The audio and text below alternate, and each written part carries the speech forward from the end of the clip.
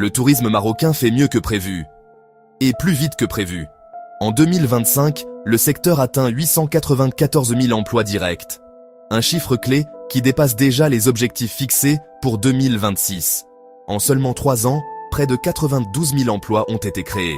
On passe de 802 000 en 2022 à un niveau record aujourd'hui. Une progression rapide, portée par la reprise du secteur et une stratégie nationale clairement assumée.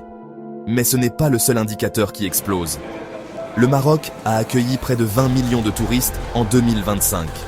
Là encore, l'objectif de 17 500 000 prévu pour 2026 est dépassé, avec un an d'avance. Même tendance du côté des recettes. Le pays enregistre 138 milliards de dirhams de revenus touristiques, soit 18 milliards de plus que ce qui était attendu. Autrement dit, tous les voyants sont au vert.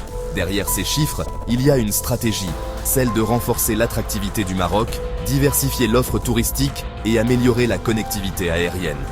L'objectif est clair, faire du tourisme un véritable moteur économique.